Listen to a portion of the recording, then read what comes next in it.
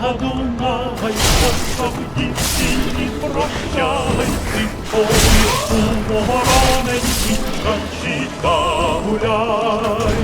Кості, кості, палаче, моя дівчина плаче, на кого ж ти покидаєш, тільки подумай. Лучше було б не ходи, лучше було б не любити, лучше було б та й не знати, чим тепер забувати.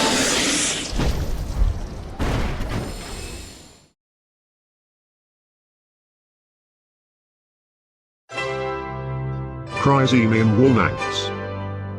Warriors of the steppe land to the east of Korea, being inhabitants of a land contested between Carthage Empire and Western kingdoms, as well as Carthusian separatists and nomads, thus constantly facing in combat as well as periodically fighting along these nations. KazzArmans developed fighting style that adopts both Eastern and Western elements.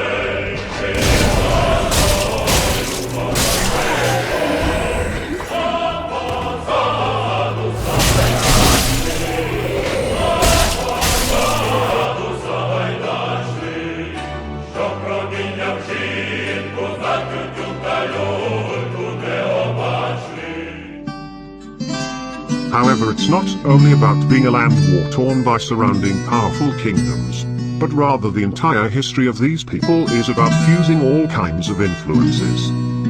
KazzArmans originate from, and live on the territory that once was a powerful kingdom on its own. During the early age of fire, these people lived as several tribes who worshipped life trees and a deity they called the Grey God or God of Grey. However, occupying territories amidst a trading route, these tribes soon found themselves influenced by the northern people. And even though the tribes succeeded at fighting back the northern invasion, they, by their own will, called upon a certain northern warrior and explorer to rule them, in order to put an old dispute among themselves to an end. And some generations later, one of the descendants of that northern man succeeded at becoming an heir to the title and united scattered cities into a single state in a form of a somewhat loose federation under his rule. Being a visionary leader, he realized that his land would benefit from trading with Thoruland, which by the time had already become a rather developed, rich land and the religious center of the Way of White. Seeing some slight similarities between Thoruland's religion and faith of his people, as well as a chance to strengthen his positions within country, that leader from the legends adopted the Way of White as a state religion of his land. Strengthening ties with influential Thoruland, learning from it, its teachings, technologies, architecture. Expanding territory, fighting back the nomad tribes, and being a crossroad of nations in the middle of trade routes from north to south, from east to west. That state thrived and pretty soon it developed into a regional political, religious and cultural center. Experiencing influences from northern people, Thoruland, eastern nomad tribes whose people became a substantial part of the state's population, they took advantage of it by learning from these nations and using the knowledge to make their state stronger. Wise diplomacy also helped to make allies among the western lands. But naturally, the idyllic situation couldn't last forever. Pretty soon, as the state became stronger and expanded its influence, the old grudges began reappearing once again. Regional rulers would turn brother against brother in a struggle for the capital's throne. It wasn't uncommon that rulers allied themselves with foreign armies, nomads, to lead them to pillage and enslave own compatriots, just to have a stronger army in a war between the rivaling city-states. Thoruland lost its former influence and got devoured by Korean. Thus Way of White went through many changes. State's church, oriented towards the old Thoruland's teaching and refusing to change, became an outcast at the edge of being declared heretical. So, soon enough the state got weakened, and being on a crossroad it was no longer able to protect itself from the foreign expansion. It got separated onto several clusters and was torn apart by the neighboring nations. Its capital got devoured by a developing Western kingdom that quickly assumed the cultural and technological achievements of the state along with some of its traditions. However, the situation changed pretty soon, and in several generations yesterday's teachers and comrades KazzArmians were turned into slaves on their own land. At the same time other regions of the formerly powerful state were overcome by the raids of the newly formed Cossacks Empire's subjects. Population was slaughtered, driven into slavery. Boys were recruited to become Empire's slave soldiers.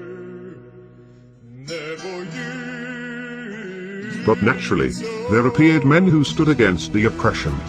They fled slavery from both sides of the border to settle up at the uninhabited steppe lands, where they formed free semi-military communities to fight back the invaders. Eastern tribes called them free men, Woolnacks.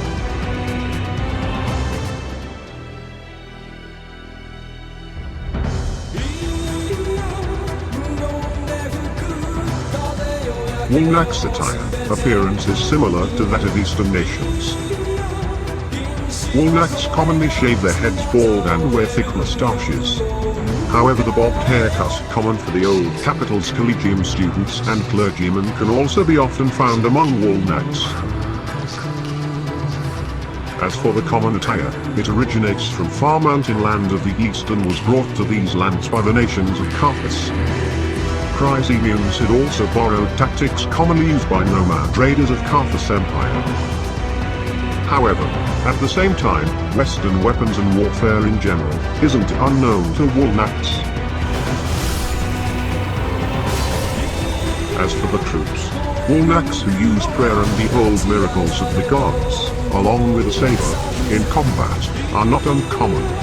Assimilated nomad tribes had brought the tradition of pyromancy to Woolnacks as well, but still, KazzArmians are mostly famous for their swordsmen, good at both Eastern and Western styles of fencing, who are a formidable force on the battlefield and effective raiders. Living on lands torn by war between the Eastern and Western empires. Oppressed by both sides, KazzArmians had to fight a war against pretty much all of the forces in the region.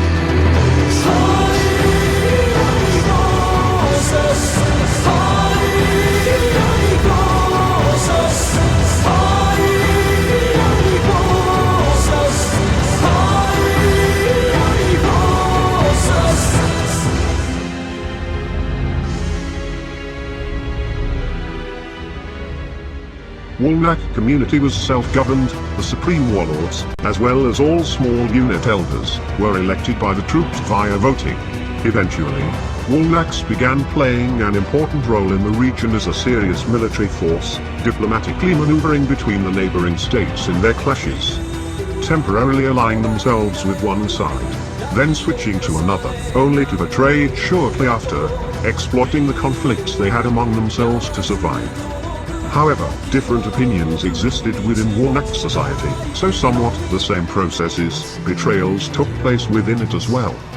Never being able to fight all the enemies surrounding the crossroad at once, in result of a difficult series of internal debates, betrayals and difficult decisions, they ended up pledging allegiance to one of the sides, and soon their community was crushed by their new suzerain. Bloody oppressions followed, and now KazzArmians are once again scattered across the lands. However, they still are renowned warriors, and many of them roam from one foreign battlefield to another as bands of mercenaries. And, basically, this is the story of one of such men, Woolnack Rubko. Rubko was born in a village that suffered from raids of Cossacks Empire's subjects. At the age of 6 he was captured by the raiders along with his younger brother Kolko. They were taken far away and sold to one of Cossacks' lords, who trained them to become his slave soldiers. However, to Rubko's and Kolko's luck, several years later, the city they were held at, a rather rich trading port, was raided by Woolnacks, who pillaged the fortress and liberated the slaves. From then on, Rubko and Kolko traveled with Woolnack warband and saw many battlefields together. However, two young Woolnack warriors eventually got separated. As for Robko, being among the faction that supported alliance with Western Kingdom and fighting alongside its knights, he was among the first ones who were ordered by their new suzerain to lay down their swords and return to barracks to be held there as prisoners. Foreseeing what was going to happen next, he escaped and fought his way as he rushed south, only to find the remnants of a burnt village and ruined Woolnack outpost. Driven by vengeance, he along with group of other survivors attempted to fight the kingdom that turned upon Woolnacks. However, as Woolnack military were disorganized and crushed, the band was forced to cross the border, where they eventually became mercenaries. Robko participated in several campaigns of Western wars and earned some reputation as a mercenary. His last contract was when he got hired by Lothric Kingdom to fight in a conflict that broke out as the Angelic Faith was declared heretical.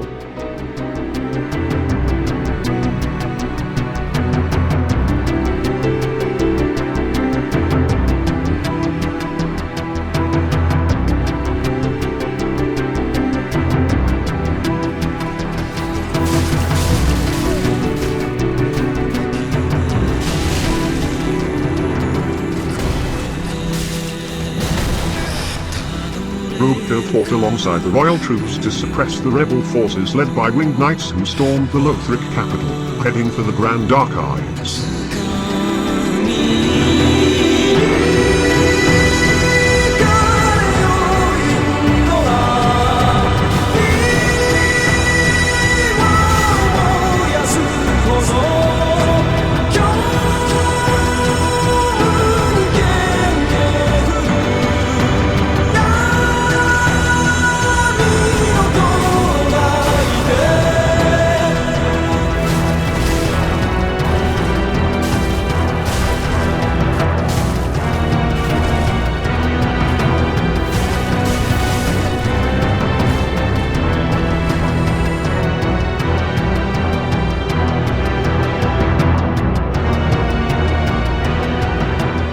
However, despite being a rather successful mercenary, one day Robko disobeyed the Knight Captain's orders and charged into what seemed an unnecessary attack. It is said that Robko met his death in the faraway foreign capital, stabbed by his brother. In truth, indeed, Robko's body was buried not far from Lothric's castle, on a cemetery where the ruthless warriors rest. And one day, when the bell tolled, Robko rose once again.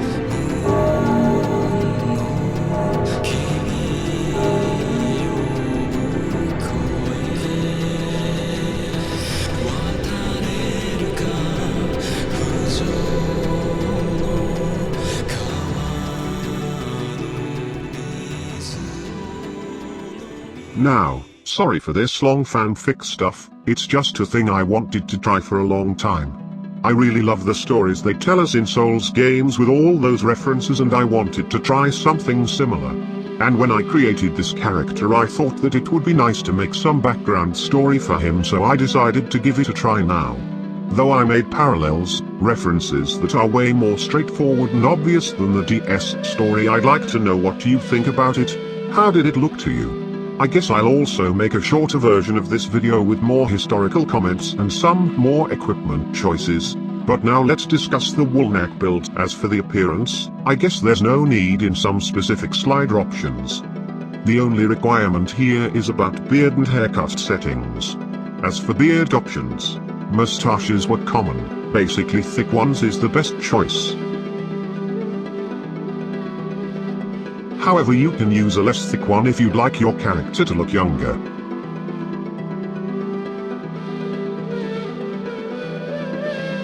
As for haircuts, it's simple bald ones, as there's no Cossack mohawk haircut option in Dark Souls 3.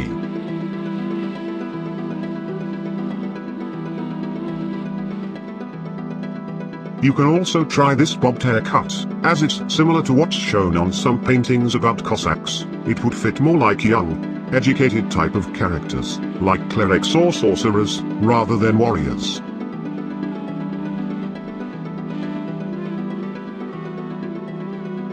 Now let's discuss the basic armor, weapons and equipment. As for the armor, most important part here is leg armor, namely brigand trousers. as they're really similar to those worn by Cossacks, and as we'll see now, it's not a coincidence. In Dark Souls, these trousers are associated with mountain brigands from a faraway land, and they are actually based on real-life trousers that were originally worn in Afghanistan, Iran and India. For example, they were worn by Pashtun warriors. So it's pretty likely that mountain people of Dark Souls were inspired by people inhabiting Iranian or Afghanistan mountains. However, such trousers were spread among other nations as well, like Turks, Kurds, and real-life Cossack trousers, that are now part of Ukrainian national costume, also ultimately originate from those Iranian, Afghan clothes, and were brought to the territory of Ukraine by Turkic peoples. And there they became rather popular among Cossacks and turned into a part of an iconic Cossack image.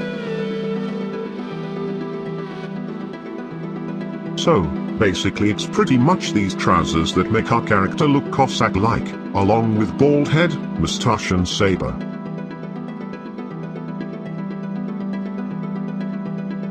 However, I'll discuss such things in more detail in the historical version of this video, pretty much the same build, but with more comments and some additional options. As for the rest of armor, I use no head armor. For hands I use master's gloves for swordsmen. However, lots of other options are possible for hand armor. Of course, there are pretty much no strict requirements here. Everything that looks like it fits the image right works. Like, I guess outrider knight gauntlets aren't really a good choice. But as for other things, why not? For wool neck pyromancers I use conjurator manchettes. For clerics I use cleric gloves, but then again some other options are possible. As for chest armor, in case with swordsmen and pyromancers I use either nothing or brigand armor, to maintain the image so to speak. Though I'll discuss some more historically correct options in historical video. For clerics you might also use the deacon set chest piece. For sorcerers I use the old sorcerer's set chest piece, not really lore correct, but looks more or less like historical clothes. Now, let's discuss the weapons choice. As real-life Cossacks are often associated with sabers. For wool necks I use Karthus curved sword for right hand, along with Silzord twin blades in the left hand. So you can use it like that, or switch between two-hand wielding the Karthus sword or have Silzord twin blades in each hand. The next weapon are the Drang hammers for right hand.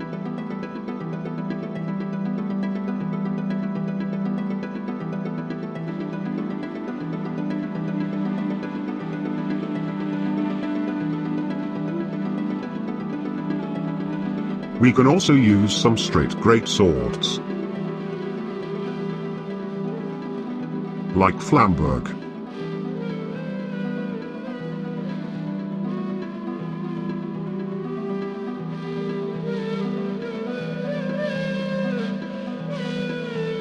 Or Zweihander.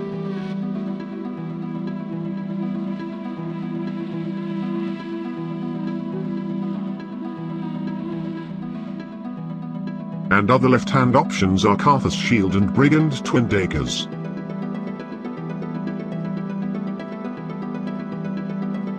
As for other equipment, I guess there are no limitations, but I'd suggest using fire bombs as they somehow look right with this image. But that's only my opinion. Well, the video's already way longer than I planned it to be, so that would be it for now. Thanks for watching. I hope you liked it, and also please tell me in comments what did you think about that fanfic story, because I tried to make some references on my own and also to make it fit the original game's lore. Also, check out other cosplay, lore and etymology videos on my channel.